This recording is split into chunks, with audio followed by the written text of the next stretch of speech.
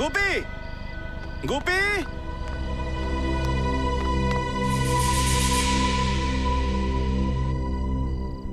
গোপী, এই গোপী, আগে বাবু, কোথায় গেলি? এসে গেছি বাবু। কোথায় ছিলিস তুই? তুই এটা জানিস না যে প্রতিদিন রাতের খাবারের পরে আমি একটু চা খাই? হ্যাঁ বাবু, নিয়ে আসছি। তাড়াতাড়ি নিয়ে আয়।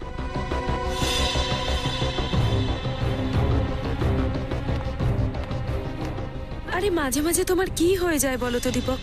তুমি তো জানো যে রেগে গেলে তোমাকে একদম ভালো লাগে না।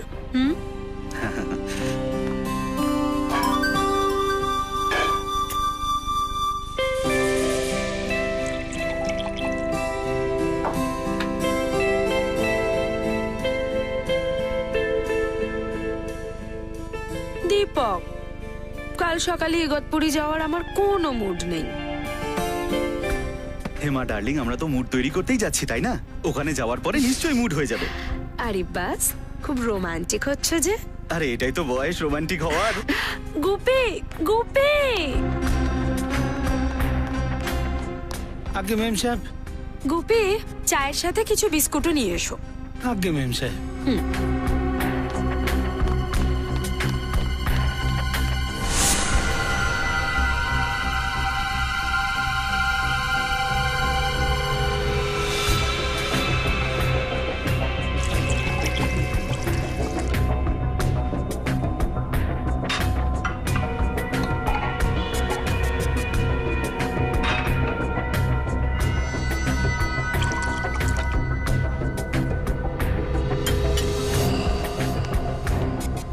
আরে দীপক, কি করছোটা কি?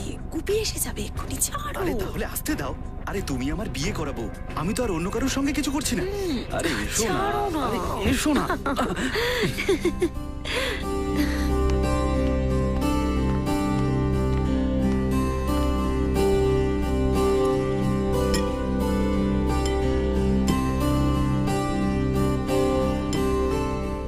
গোপী, তোমার এলাচ দেওয়া চায়ের কোনো তুলনা নেই, আর তোমার মতো চা না আর কেউ বানাতে পারে না। এই শোন, এখন তুই তোর ঘরে যা। কালকে সকালে আমাদের তাড়াতাড়ি তুলে দিস, আমাদের 6টার সময় বেরোতে হবে। হ্যাঁ বাবু। যা।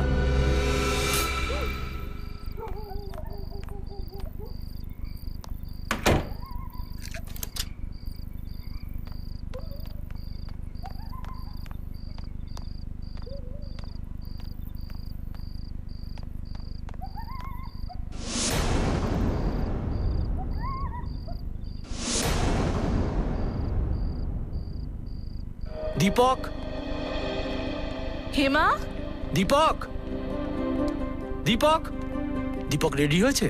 না বাবু, এখনো ওনারা ঘুমোচ্ছেন। কি? আমাদের 6টায় ডেকে নিজেরা ঘুমোচ্ছে? দীপক, দীপক, কি হয়েছে? কিরকম পোড়া পোড়া গন্ধ আসছে, তাই না? আমিও পাচ্ছি। এসো তো দেখি। দীপক,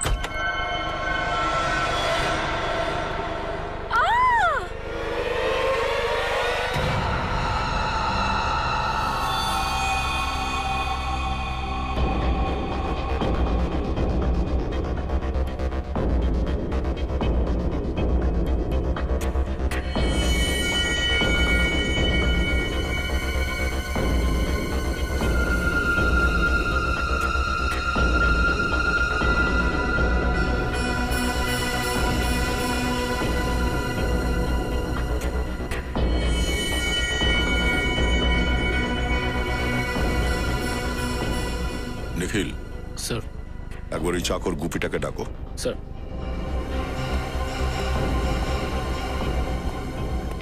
গুপি, এদিকে এসো।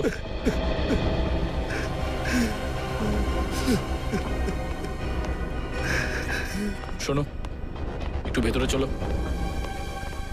স্যার।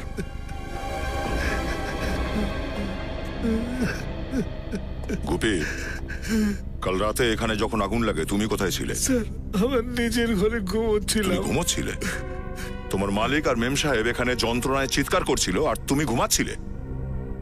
এত কি গাঢ় ঘুম তোমার যে এদের চিৎকারে অথবা ধোঁয়ার গন্ধেও ভাঙলো না? না স্যার, আমার ঘর তো ওই নিচে, ওখানে ধোঁয়া পৌঁছয়নি, তাই জন্যেই।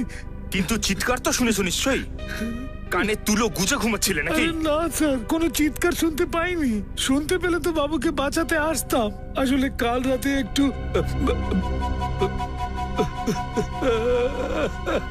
লজ্জা হওয়া উচিত তোমার। যদি তুমি মদের নেশায় না থাকতে তাহলে হয়তো তোমার মালিক আর মেম সাহেব আজকে জীবিত থাকতো। আচ্ছা, কাল রাতে এখানে আর কে কে ছিল? না না, আর কেউ ছিল না স্যার, আমরা তিনজনই ছিলাম। শেষবার কখন দেখেছিলে তোমার সাহেব আর মেম সাহেবকে? রাত 10:30টার সময়। আসলে বাবু আর মেম সাহেবের চা খাওয়ার অভ্যেস ছিল তো, ঘুমানোর আগে চা খেতেন ওনারা, তাই চা দিতে এসেছিলাম, তখনই দেখেছিল। ওদের মধ্যে কি কথা হচ্ছিল? কিছু নিয়ে চিন্তা করছিল? না না, একদমই না। ওনারা তো হাসি ঠাট্টা করছিলেন, ওই নতুন স্বামী স্ত্রীরা যেরকম করে সেই রকমটা। আর মেম সাহেব তো আমার প্রশংসা করছিলেন, বলছিলেন এলাচ দেওয়া চা আমার মতো কেউ বানাতে পারে না। আমি কি আর জানতাম যে ওই চাটাই ওনাদের জীবনের শেষ চা হয়ে যাবে।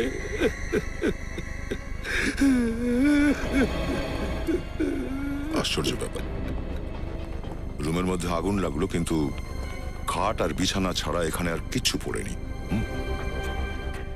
কিন্তু স্যার, ওরা দুজন যখন আগুনে পুড়ছিল, ওরা দুজন চুপচাপ শুয়েছিল। ওরা চিৎকার করলো না, কাউকে ডাকলো না, এখান থেকে পালালো না। স্যার, আবার এমন হয়নি তো যে প্রথমে দুজনকে মেরে বেডে শুয়ে দিয়ে তারপর আগুন লাগানো হয়েছে? আরে এটা তো ডক্টর সালু খাই বলবেন, ওদের মেরে শোয়ানো হয়েছিল নাকি শুইয়ে মারা হয়েছিল।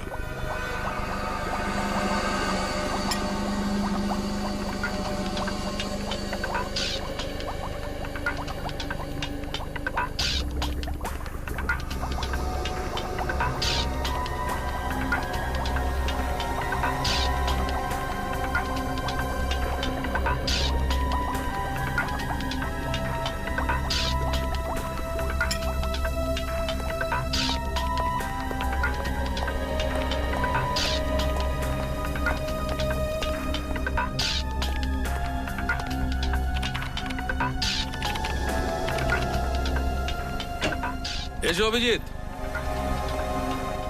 ভাই, তোমাদের আন্দাজ একদম ঠিক। এই দীপক আর হেমা একদমই সেই অবস্থায় ছিল না যাতে ওরা নিজেদের আগুন থেকে বাঁচাতে পারে। তার মানে দুজনেই আহত ছিল? না ফ্রেডি, মোটেই আহত ছিল না। কারণ না তো এদের দুজনের শরীরে কোথাও গুলির চিহ্ন আছে, না কোনো ধরনের ছুরির চিহ্ন, আর না তো অন্য কোনো ধরনের আঘাতের চিহ্ন। তাহলে এরা নিজেরা নিজেদেরকে বাঁচানোর চেষ্টা করলো না কেন? গ্যারি হ্যাথারের জন্য। গ্যারি হ্যাথার? সেটা কি ডক্টর? পূর্বে এটা এক বিশেষ ধরনের কেমিক্যাল যেটা বেশিরভাগ অ্যানাস্থেশিয়া বা অজ্ঞান করা ওষুধে মেশানো হয়। আর ওই গ্যারি হ্যাথার আমি এই দুজনের চায়ের মধ্যে পেয়েছি। ও, আগুন লাগার সময় এরা অজ্ঞান ছিল? একদম ঠিক। এই জন্যই ওরা না চেঁচাতে পেরেছে না পালাতে পেরেছে। হ্যাঁ, এসো বলছি।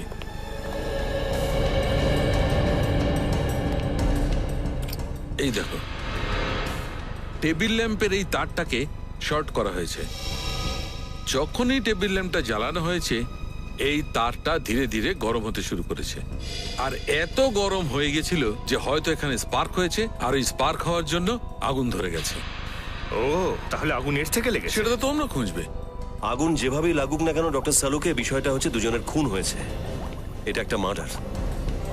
খুনি এটা খুব ভালো করে জানতো যে ওরা রাতে শোবার আগে চা খায়, এই জন্য চায়ের মধ্যে ও অজ্ঞান হওয়ার ওষুধ মিশিয়ে দেয় আর দুজনকে অজ্ঞান করে দেয়। কিছুক্ষণ পর শর্ট সার্কিট হয় আর আগুন লেগে যায়। স্যার, বাড়ির কাজের লোক গুপি বলছিল রাত 10:30টায় চা দেবার পরে ও নিজের ঘরে চলে যায় ঘুমোতে। রাত্রিবেলা মেন গেট ওই বন্ধ করে আর সকালে ওই খুলেছে। তাহলে স্যার এসব কিছু গুপি করেনি তো? হতে পারে।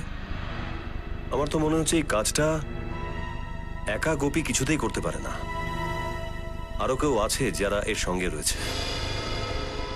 প্রথমে একটা কাজ করা যাক, দীপক আর হেমা ওদের পুরো ডিটেলস বার করো, ওদের পুরো হিস্ট্রি। আগে হ্যাঁ, সব ডিটেলস আমার খুব তাড়াতাড়ি প্রয়োজন। Thank you sir. এই ধরুন দীপকের ঠিকুজি গোষ্ঠী। Very good. বিগত 6 মাসে ওর উপর 2বার হামলা করা হয়েছিল, কিন্তু ভাগ্যের জোরে সে 2বারই বেঁচে গিয়েছিল। আর দুবারই যখন ওর উপর হামলা হয় তো মিটিং এর জন্য একা যাচ্ছিল। স্যার, যদি এটা কোনো বিজনেস রিলেটেড শত্রুতা হতো তাহলে তো ওকে দীপকের পার্টনার মনীষকেও টার্গেট বানাতে হতো, শুধু দীপককেই কেন? সেটাই তো আশ্চর্যের ব্যাপার স্যার। এই দীপক আর মনীষ সব সময় একসাথে যেত যে কোনো মিটিংয়ে, কিন্তু যেই দুদিন দীপকের উপর হামলা হয় 7ই মার্চ আর 14ই মেতে, সে দুদিন মনীষ ওর সাথে ছিল না। মনীষ কি করে সঙ্গে থাকবে? দীপকের মৃত্যুতে সবচেয়ে বেশি লাভ হবে মনীষের। আর দীপকের বাড়িতে বিনা বাধায় কে যেতে আসতে পারে? মনীষ। দীপক শোয়ার আগে চা খেত, এই কথাটা কে জানতো? গোপী আর মনীষ। স্যার, দীপক আমার বিজনেস পার্টনারই শুধু নয়, আমার বন্ধুও ছিল। শুধু বন্ধুই নয়, ভাইও বলতে পারেন। যদি দীপককে এতই ভালোবাসতে তুমি, তাহলে ওকে খুন করালে কেন? কি বলছেন কি আপনি? আমি দীপককে খুন করাবো কেন? 7ই মার্চ আর 14ই মে যখন দীপক মিটিং করতে যাচ্ছিল তখন ওর ওপর প্রাণঘাতী হামলা হয়। হয়েছিল না হয়নি? হ্যাঁ, হয়েছিল। আর দীপকের সাথে তুমি সবকটা মিটিংয়ে যেতে। হ্যাঁ। তাহলে এই দুটো মিটিংয়ে তুমি দীপকের সাথে গেলে না কেন? হয়তো আমার ভাগ্যটা ভালো ছিল। তোমার ভাগ্য ভালো ছিল না, বরং এই দুটো হামলাই তুমি করিয়েছো। আরে স্যার, আমি এসব কেন করতে যাব? কারণ দীপক মারা যাবার পর সব থেকে বেশি লাভটা তোমার হতো। কি? এই পুরো ব্যবসাটার অধিকারী হতে তুমি, আর তুমি একাই মালিক হয়ে যেতে। সে তো দীপক যদি না মরতো তাহলেও আমি মালিক হতাম। তার মানে? দেখুন, দীপক আর এই বিজনেস করতে চাইছিল না, আর ওই বিজনেস ছেড়ে দেওয়ার সিদ্ধান্ত নিয়ে নিয়েছিল। কেন? আসুন আমার সঙ্গে।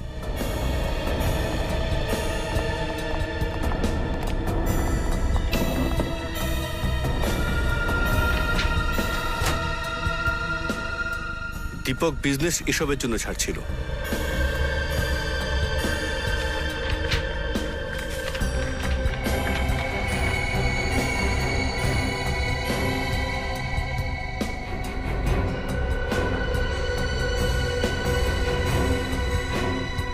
এ তো হুমকি দেওয়া চিঠি। কে পাঠাতো এই চিঠিগুলো? ঠিক জানি না স্যার। কোনো গুন্ডা আছে যে প্রতি মাসে আমাদের কাছে 5 লাখ টাকা করে চাইতো, আর বলতো যে যদি 5 লাখ টাকা না দাও 5 লাখ টুকরো করে দেবো। তুমি পুলিশে রিপোর্ট করনি? না স্যার, আসলে দীপক এসবের পরোয়া করতো না, আর ও সবসময় দাদাগিরির বিরুদ্ধে ছিল, আর আমাকে ও টাকা দিতে বারণ করতো। এই চিঠিগুলো কি করে আসতো? কখনো গাড়ির কাছে আটকে রেখে যেত, আবার কখনো অফিসের দরজার নিচ দিয়ে ঢুকিয়ে দিত। আরে বাবু, আপনারা এসব কি বলছেন? আমি বাবুর চায়ের মধ্যে কেন ঘুমের ওষুধ মেশাতে যাব? যাতে দীপক আর হেমা অজ্ঞান হয়ে থাকে, রুমের মধ্যে লাগা আগুন থেকে নিজেদের বাঁচাতে না পারে। এত খারাপ কাজ আমি স্বপ্নেও কখনো ভাবতে পারি না। বাবুর সাথে এরকম নিমক হারামি করার আগে আমি নিজেই মরে যেতাম। কি ভেবেছেন কি আপনারা? দেখ, এইসব কথা না বইয়ের মধ্যেই ভালো লাগে, আর সত্যি তো এটাই। মাত্র কিছু টাকার বিনিময়ে তুই নিজেকে বিক্রি করে দিয়েছিস। তুই তোর সাহেব আর মেম সাহেবকে খুন করেছিস। মিথ্যে, এসব মিথ্যে কে বলছেন। দিয়েছিল তোকে টাকা এসব কাজ করার জন্য বল? কেউ দেয়নি বাবু। তাহলে তুই চায় নেশার জিনিস কেন মিশিয়েছিলিস? হ্যাঁ, ল্যাম্পের তারে কারসাজি করেছিস কেন তুই? বল, শর্ট সার্কিট কেন করিয়েছিলিস? ওই ল্যাম্পটাকে আমি কেন ছুতে যাব? আমি ওর মধ্যে কি গড়বড় করতে পারি? আমি তো ওই বাথরুমে যেটা দিয়ে জল গরম করে সেটাও চালাতে পারি না। তাহলে এতে কি গড়বড় করব? এই বাড়িতে শুধু 3 জন থাকে, দীপক, হেমা আর তুমি। এদের মধ্যে 2 জন মারা গেছে, বাকি রইলে তুমি। না না, কালকে আর একজন এসেছিল। ওই হয়তো ওই ল্যাম্পটাতে কিছু করেছে, ওই গন্ডগোল করেছে। কে এসেছিল? ওই ইলেকট্রিকের দোকানে থাকে না, ইলেকট্রিশিয়ান। ইলেকট্রিশিয়ান। কটার সময় এসেছিল ও? বাবু 7:30টার সময়। কি জন্য এসেছিল? ও বলেছিল যে হ্যাঁ, বাবুর ঘরে এসি ঠিক করতে হবে। আচ্ছা, তুই ডেকেছিলি ওকে? না, আমি ডাকিনি। তবে কে ডেকেছিল ওকে? বাবু ডেকেছিলেন হয়তো। তুই ওকে এখান থেকে বেরোতে দেখেছিলিস? না বাবু, তখন আমি রান্নাঘরে ছিলাম। কখন চলে গেছে টেরও পাইনি। এর মানে এটাই দাঁড়ালো যে ও এই বাড়িতেই কোথাও একটা লুকিয়েছিল। হ্যাঁ, আর ওই সুযোগ বুঝে চায়ে নেশা জিনিসটা মিশিয়েছিল, আর ওই ল্যাম্পটার শর্ট সার্কিটও করিয়েছিল। পেয়েছি 59 গীতামার্গ বলবন নগর। হ্যাঁ স্যার, এই অ্যাড্রেসে কালকে আমাদের এক ইলেকট্রিশিয়ান গোপাল গিয়েছিল, গোপালকে ডাকুন। কিন্তু ও তো আজকে কাজে আসেনি স্যার। তাহলে ফোন করে তাড়াতাড়ি ডাকুন ওকে, জরুরি কথা আছে। স্যার সকাল থেকে আমি অনেকবার ট্রাই করেছি, কিন্তু ওর ফোন তো সুইচ অফ বলছে। মনে হয় বেচারার শরীরটা ভালো নেই। বেচারা? কোনো বেচারা টেচারা নয়, ও দুটো খুন করেছে ও। কি খুন? স্যার স্যার স্যার স্যার, আমি তো 3 দিন আগে ওকে কাজে রেখেছিলাম স্যার, এর জন্য আমি ফেসে যাব না তো? প্রার্থনা করো যেন গোপাল ধরা পড়ে, না হলে তুমিও ফাঁসতে পারো। আচ্ছা, গোপালের এখানে কোনো ফটো টটো আছে? বাহ, কোনো ফটো ছাড়া, আই কার্ড ছাড়া যে কাউকে তুমি এমনি কাজে রেখে দিলে? না না স্যার, আমি তো আইডি কার্ড চেয়েছিলাম। ও বলেছিল গ্রামে ফেলে এসেছি, সামনের সপ্তাহে ওর ভাই আসলে নিয়ে আসবে। ওর মুখটা তো মনে আছে তোমার? হ্যাঁ স্যার, খুব ভালো করে। ওর স্কেচ বানাবে আমাদের জন্য। জানতে হবে যে এই গোপাল কোথায় কোথায় শর্ট সার্কিট করিয়ে বেড়াচ্ছে।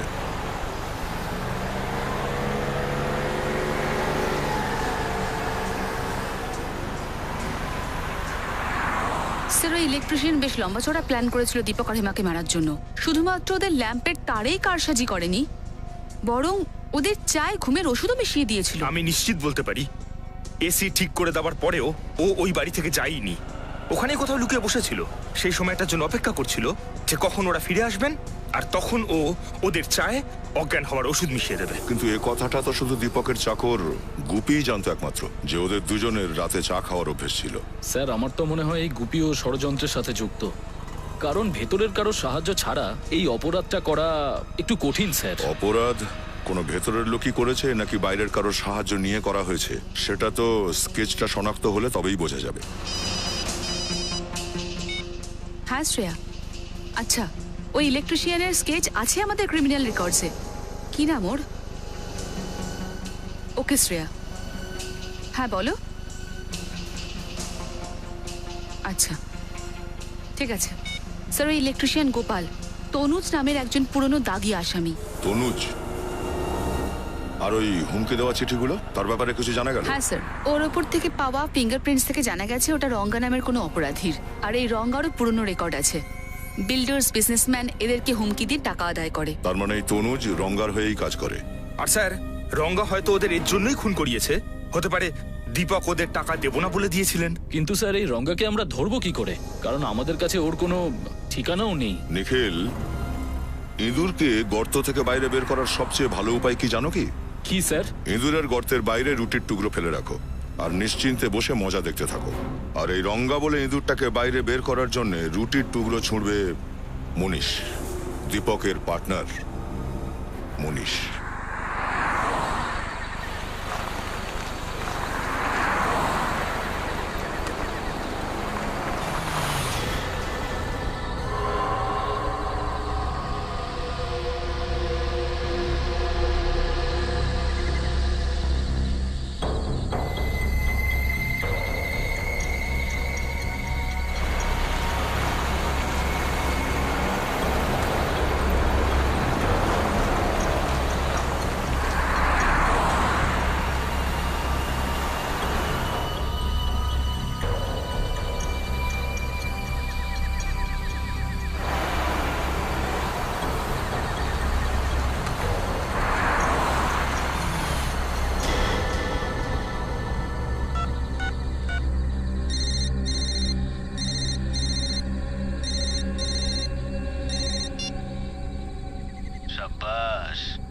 ভালোই হয়েছে যে তুই একাই এসেছিস।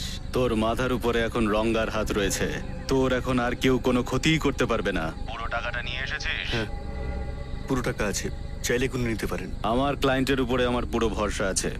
আমি জানি তুই কম টাকা দেওয়ার ভুলটা কখনোই করবি না। আজ একটা কাজ কর, গাড়ি থেকে নাম, ব্রিফ কেসটা রাস্তার উপরে রাখ আর চলে যা। ঠিক আছে।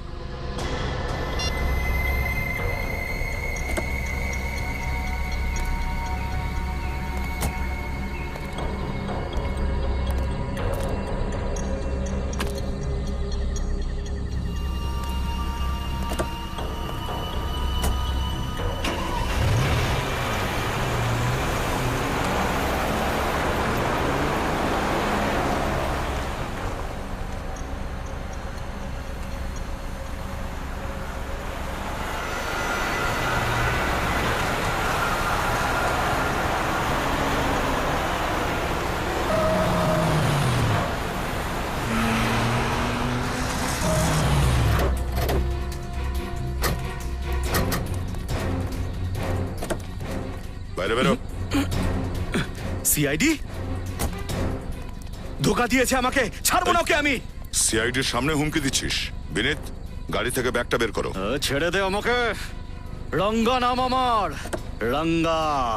আমার নাম শুনে সবাই শুকনো পাতার মতন কাঁপে। আর আমার নাম দয়া। আমার নাম শুনলে অপরাধীরা শুকিয়ে পাতা হয়ে যায়।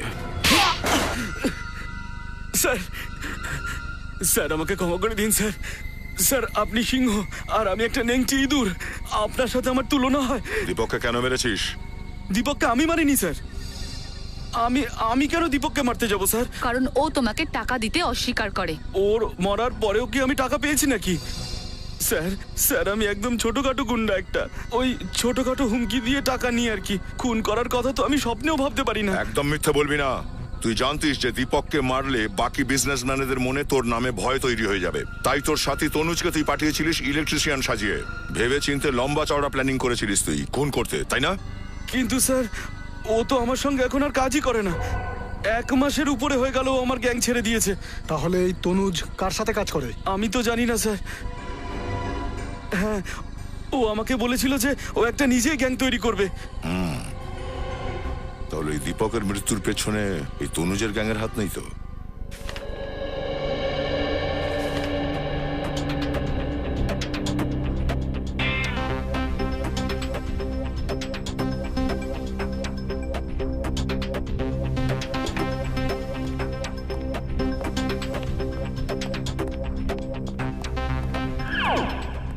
স্যার, আপনি কখনো কবাডি খেলেছেন? কবাডি? কবাডি? হ্যাঁ, কলেজে যখন ছিলাম তখন তো খুবই খেলতাম।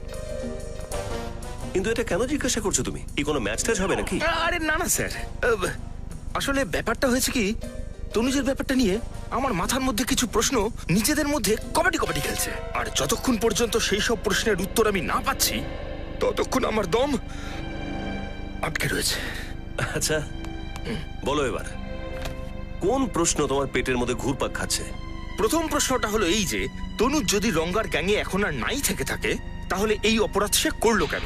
না তো দীপকের বাড়ি থেকে কোনো টাকা চুরি গেছে, আর না তো দীপকের সাথে ওর কোনো পুরনো শত্রুতা ছিল।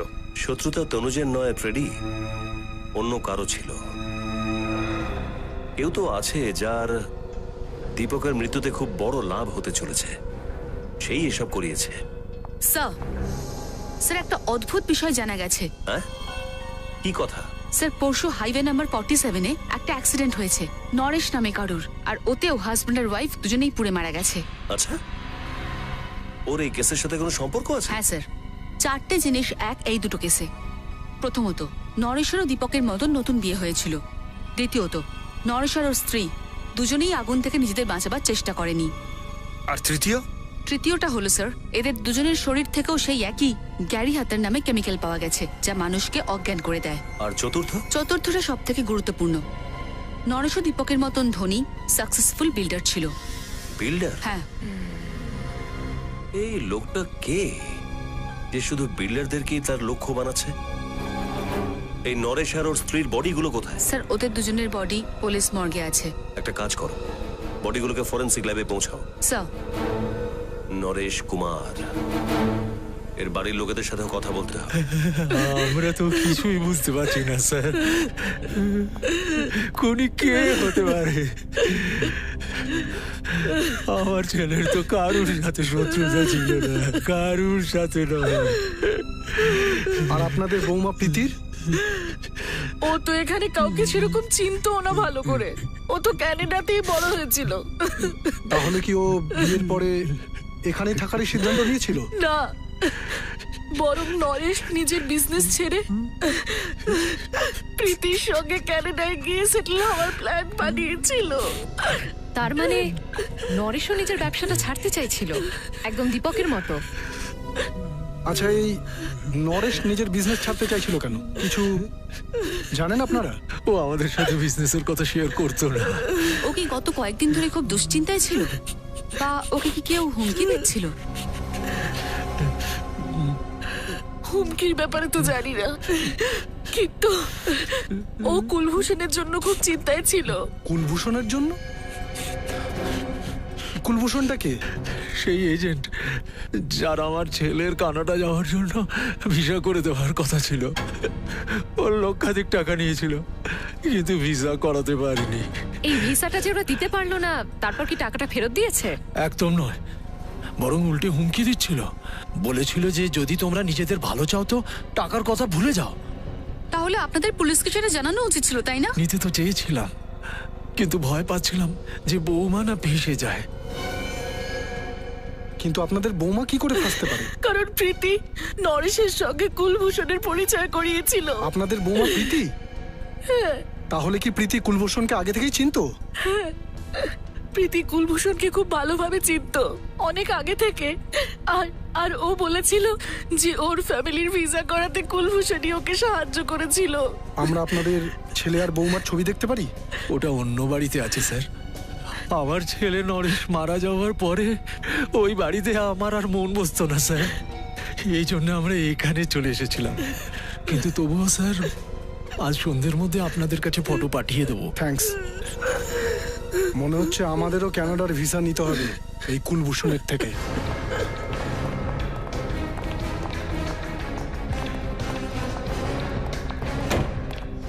সাবধানে সাবধানে করো। আচ্ছা দাদা, এখানকার মালিক কে? মালিক? সে তো আপনার চোখের সামনে দাঁড়িয়ে আছে। তাহলে আপনিই কুলভূষণ? কুলভূষণ আমার ভাড়াটে ছিল ম্যাডাম, আজই দোকান খালি করে চলে গেছে। কুলভূষণ চলে গেছে? আরে ও নিজে চলে যাবে কেন? আমি ওকে তাড়িয়ে দিয়েছি। অনেক অভিযোগ ছিল ওর নামে। ও ভালো মানুষের ছদ্মবেশে অনেক বেআইনি কাজকর্ম করে। আরে দাদা, সাবধানে ওটা খুলুন, নাহলে এসে আবার বলবে আমার ছবিটা নষ্ট করে দিয়েছে। আচ্ছা আপনি এটা বলুন যে আপনার কাছে ওর ছবি আছে? ফটো তো আমার কাছে আছে, কিন্তু আপনাকে আমি কেন দেখাবো? কেন? দেখুন, আমরা সিআইডি অফিসার, আর আমাদের সন্দেহ যে কুলভূষণ দীপক নামের বিল্ডারের খুনের সঙ্গে জড়িত।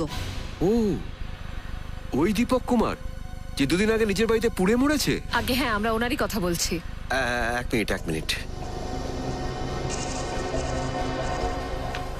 এই যে এটা সেই এগ্রিমেন্ট যার উপর ভর করে আমি দোকানটা ভাড়া দিয়েছিলাম। ওকে দিয়ে সিগনেচার করাতে এসেছিলাম। ওর ফটো এখানেই আছে, দেখুন। ও, তাহলে এ হলো কুলভূষণ। স্যার, মনে হয় যে দীপকও কুলভূষণের খপ্পরে পড়ে গিয়েছিল বিদেশ যাওয়ার লালসায়। এবার এই দীপকের পরিবারের লোকেরাই বলবে ওই কুলভূষণের ইতিহাস।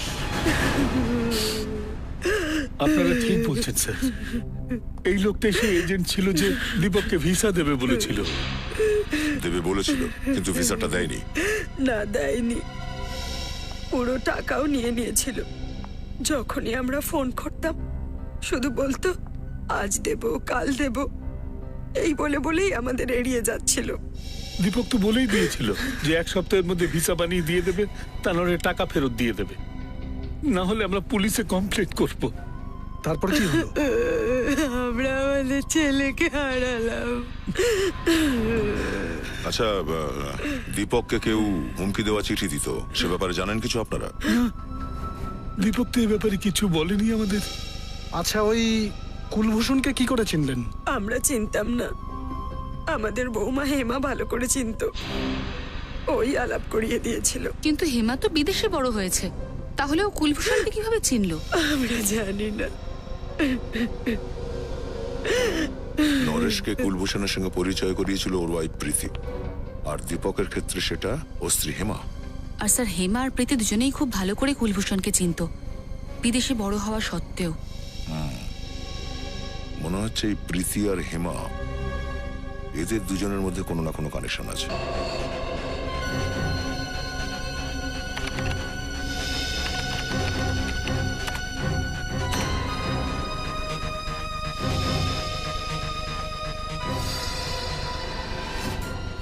স্যার, হ্যাঁ বলো। স্যার, এই কুলভূষণ আসলে কুলভূষণ নয়, এর আসল নাম রণদীপ। রণদীপ? ও, এ তো পুরনো পাপি মনে হচ্ছে। ওর উপর অনেকগুলো 420 কেস ঝুলছে। হ্যাঁ স্যার, বেশিরভাগ গন্ডগোলীয় লোককে বিদেশে নিয়ে যাওয়ার লোভ দেখিয়ে করেছে। আমেরিকা, ইংল্যান্ড, কানাডা, অস্ট্রেলিয়া এইসব জায়গার পার্মানেন্ট ভিসা দেওয়ার মিথ্যে কথা বলে এই লোকেদের কাছ থেকে লক্ষাধিক টাকা আর নিয়েছে। ওর শেষ দুটো শিকার ছিল দীপক আর নরেশ। কিন্তু স্যার, এই রণদীপ তো নিশ্চয়ই অনেকগুলো লোককেই চুনা লাগিয়েছে। তাহলে এ শুধুমাত্র দীপক আর নরেশের প্রাণ নিল কেন? মনে হয় ওরা দুজন রণদীপের আসল পরিচয় জানতে পেরে গিয়েছিল। এই জন্য রণদীপ তনুজের সাহায্যে দুজনকে রাস্তা থেকে সরিয়ে দিল। স্যার, স্যার এতে তো লেখা আছে যে এই লোকটা নাকি বিয়েও করাতো। বড়লোক বাড়ির ছেলের জন্য এনআরআই পাত্রেরও ব্যবস্থা করতো। আচ্ছা, এনআরআই বিয়ে? এটা রণদীপের আরেকটা খেলা হতে পারে, লোকজনকে ফাঁসানোর। স্যার, মনে হচ্ছে এই রণদীপ সেই সমস্ত লোকদেরই নিজের জালে ফাঁসাতো যারা হয় বিদেশে যাওয়ার নেশায় বুঁদ হয়ে আছে, অথবা বিদেশে বসবাসকারী ভারতীয়দের বিয়ে করতে চায়। হ্যাঁ, কিন্তু হেমা রণদীপের এত প্রশংসা করছিল কেন? দীপকের মা বাবা বলছিল না যে কুলভূষণ হেমাকে বহু দিন ধরে চিনতো? কিন্তু স্যার, দীপকের বাবা মা তো এটাও বলছিলেন যে হেমা অস্ট্রেলিয়ায় বড় হয়েছে। তাহলে ওরা ইন্ডিয়ায় থাকা এই 420 রণদীপের সঙ্গে কি করে আলাপ হলো? আর নরেশের মা বাবা তো বলছিল যে ওনাদের বৌমা প্রীতি অনেক দিন ধরে কুলভূষণকে চিনতো। স্যার, এই রণদীপ তার মানে প্রথমে হেমা আর প্রীতিকে নিজের জালে ফাঁসিয়েছিল, আর তারপর ওদের সূত্র ধরে দীপক আর নরেশকে নিজের শিকার বানায়।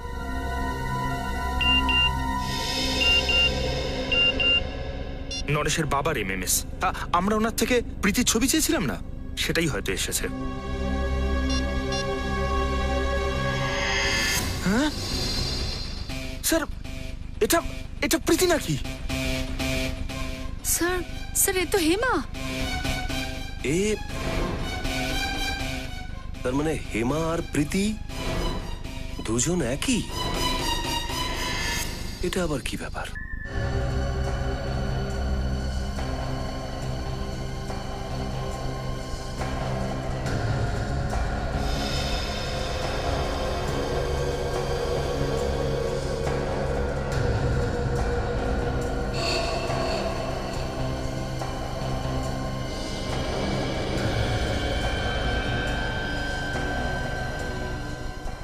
এবার তো মনে হচ্ছে ফটোটার মধ্যেই আপনি ঢুকে যাবেন। এত মন দিয়ে দেখার কি আছে? হেমার চোখ। তো তাহলে চোখের মধ্যে কিছু পেলেন? খুঁজছি অভিজিৎ। আমি এইটা জানার চেষ্টা করছি যে হেমার হেড্রোক্রমিক ইডিওসাইসিরিয়া নামের অসুখটা ছিল কিনা, বুঝেছো? হেট্রোক্রোমিক এরিডোসাইসেলিয়া, সেটা আবার কি ডক্টর? এটা চোখের এমন একটা অসুখ যেটা সময় মতো চিকিৎসা না করালে দৃষ্টিশক্তি আস্তে আস্তে চলে যায়। আরে বাপরে, এ তো তাহলে দেখছি একেবারে সাংঘাতিক রোগ। মানে হেমা আর প্রীতির এই অসুখটা ছিল? অভিজিৎ, এই দুটো লাশেরই রক্তের মধ্যে অসুখের লক্ষণটা তুমি পেয়েছি, কিন্তু এই হেমার চোখের মধ্যে আমি কিন্তু অসুখটার কোনো লক্ষণ দেখতে পাইনি। এর মানেটা হচ্ছে এই দুটো লাশের মধ্যে হেমা নেই? না, হেমার জায়গায় অন্য কাউকে নিয়ে এসে জ্বালিয়ে দেওয়া হয়েছে। স্যার, যদি হেমা জীবিত থাকে তাহলে সে কোথায় আছে?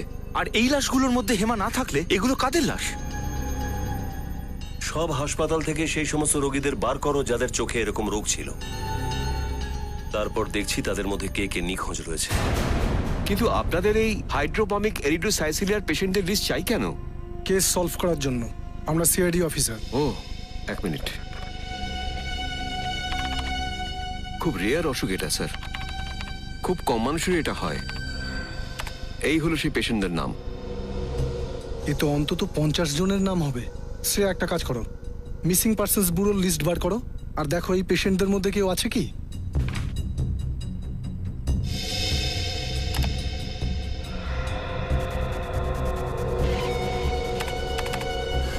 স্যার, স্যার আভার নাম এখানে আছে। স্যার গৌরীরও আছে। একজনের বয়স 24 আর আরেকজনের 26। এই দেখো, দুজনেরই হাইট 5 ফুট 3 ইঞ্চি, ঠিক হেমার মতো। আর এদের দূর থেকে দেখে কেউ বলতেই পারবে না যে হেমা না। স্যার, তার মানে হেমার জায়গায় এদের দুজনের লাশ রাখা হয়েছে। লাশ? আগে হ্যাঁ, লাশ। আমাদের সন্দেহ হচ্ছে যে আভা আর গৌরী দুজনকেই খুন করা হয়েছে। এটা তো খুব খারাপ হয়েছে স্যার। ভগবান এই দুটো সরল মেয়ের সাথে এরকমটা কিভাবে করতে পারলেন? এই দুজনের তো নিজেদের ট্রিটমেন্টের জন্য বিদেশে যাওয়ার কথা ছিল। বিদেশ যাওয়ার কথা ছিল? হ্যাঁ। ও, এবার বুঝতে পারলাম। তার মানে হলো এই দুটো মেয়ে কুলভূষণের সাথে দেখা করতে গেছিল ভিসার জন্য। আর যখনই কুলভূষণ এটা দেখলো যে দুটো মেয়েকেই একেবারে হেমার মতো দেখতে, ওদের খেলা ও শেষ করে দিল। সে একটা কাজ করো, দেখো তো এই লিস্টটার মধ্যে কারোর প্রোফাইল ম্যাচ করছে কিনা। স্যার,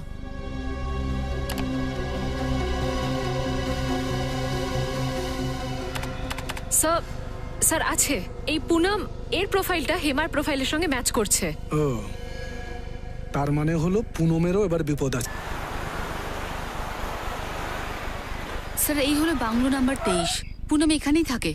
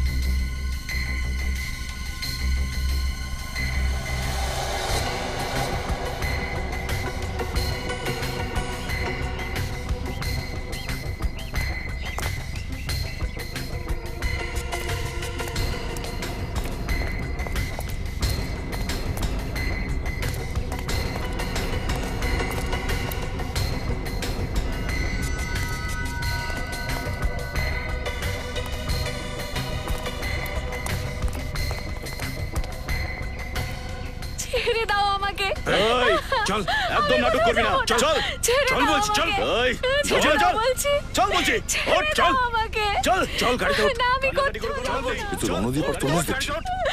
চল বল স্যার, এরা তো পুনমকে জোর করে নিয়ে যাচ্ছে। এই দরজাটা খোল। মনে হয় আরেকটা কোনো বড় লোককে মারার প্ল্যান আছে। এই চল ভিতরে গিয়ে বল। এই তাড়াতাড়ি গাড়ি স্টার্ট কর, সিআইডি না এখানে চলে আসে। এসে পড়বে নয়, এসে পড়েছে।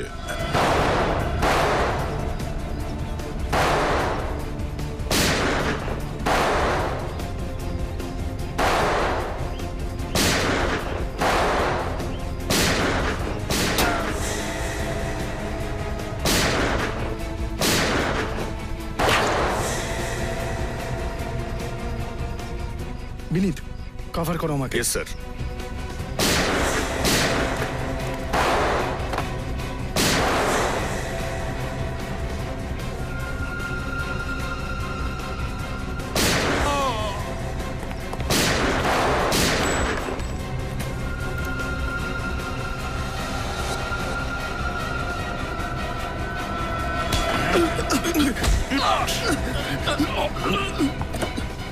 তুমি ঠিক আছো তো? ম্যাডাম,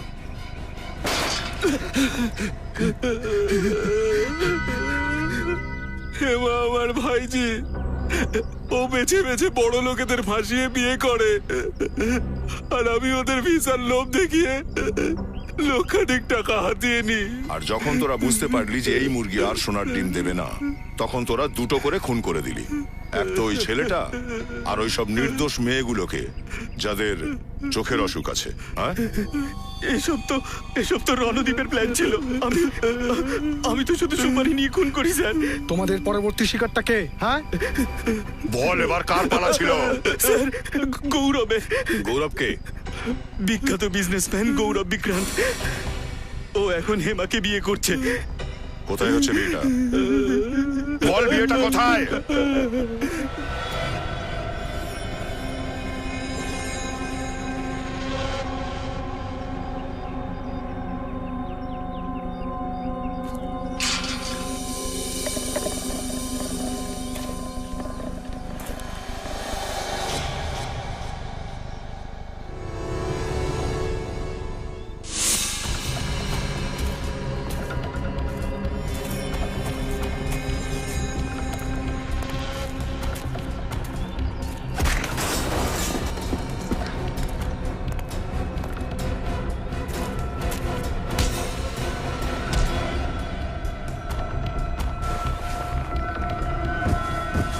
যে মুহূর্তটার জন্য আমি এতদিন অপেক্ষা করছিলাম, আজ সেই সময় এসেছে।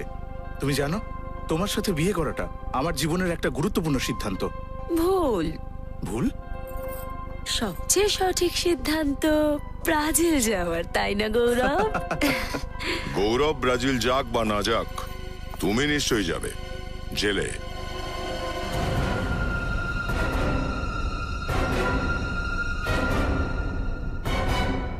জেল? আপনারা আমার স্ত্রীকে জেলে ঢোকাবেন? শুধু জেলেই ঢোকাবো না, বরং আপনার স্ত্রীকে সম্মানের সাথে আমরা ফাঁসিতেও ঝোলাবো। মনীষা, এরা কি যাতা বলছে? মনীষা নয়, হেমা ওরফে প্রীতি। কি আরো অনেক নাম আছে না তোমার? যেতে দাও আমাকে, এই না হলে 5 সেকেন্ডের মধ্যে গুলি করে এর খুলি উড়িয়ে দেব। মনীষা, এই কি করছো তুমি? তুমি আমার দিকে বন্দুক তাক করেছো, নিজের স্বামীকে গুলি করবে? সরি গৌরব, এমনিতেও তোমার আয়ু খুব কমই ছিল, কিন্তু সিআইডি এসে পড়াতে সেটা আরো কমে গেল। 1 2 3 4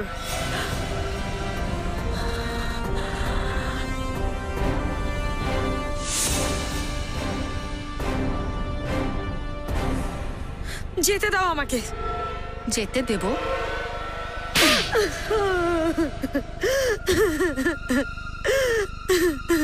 আমরা জেনে শুনেই এরকম পরিবার খুঁজতাম, যারা এনারাই বউ খুঁজতো। আর তারপর ওই পরিবারের বিশ্বাস অর্জন করে ওদের সঙ্গে বিশ্বাসঘাতকতা করতে তুমি। আমি আমার কাকাকে কুলভূষণ পরিচয় দিয়ে আমার শ্বশুর বাড়ির সাথে আলাপ করাতাম, আর নিজে খুব ভালো বউ হওয়ার নাটক করতাম। বিয়ের মতো একটা পবিত্র সম্পর্কের ভুল ব্যবহার করে তুমি বড়ই ভয়ঙ্কর অপরাধ করেছো। তোমার তো ফাঁসি হবেই।